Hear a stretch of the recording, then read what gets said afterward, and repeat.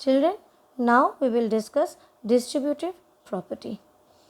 Children, before I explain you distributive property, you recall the properties what I have explained you before. In associative property, what we have done? We have either added the three values in any order and we saw the answer was same, correct?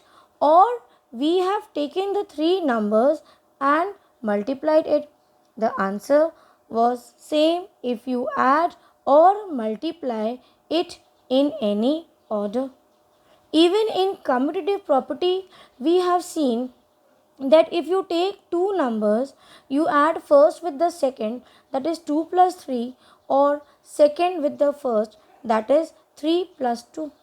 The result always remains the same. So why I am telling you that? Because children, you have to understand the difference between each property. And basically, to understand distributive property, we need to again recall those properties.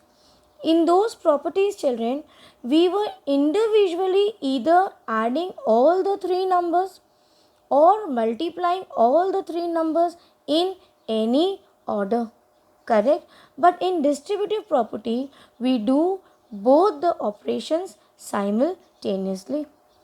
That means we multiply with the added values.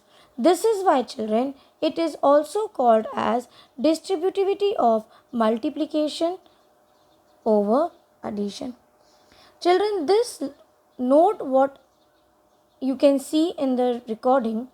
You take a fresh page, write today's date and put a heading as distributive property. And you also have to write down this property with the third part, that is in the red color font, what it is known as. Why it is called as distributivity of multiplication over addition? Because here we do both the operations together. Yes, one by one. See, we have three variables A, B and C. See what we have done here. We have taken B and C. We add the value. With this added value, what result we get, we multiply it with the first number. You can also do it in another form. You take the first number, multiply it with the second and third number individually, and then add the answer. What will happen?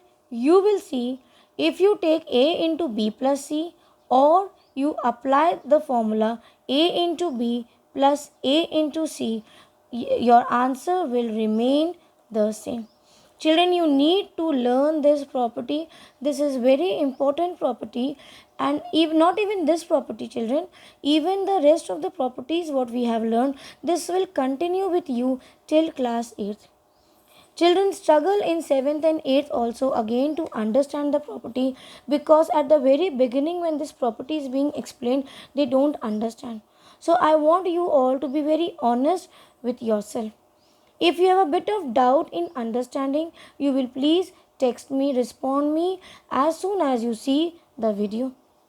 Now, here you will ask me, ma'am, we have understood this is a formula. But from A into B plus C, how we got A into B plus A into C? So this now I will explain you in the next recording. You write down this and text me.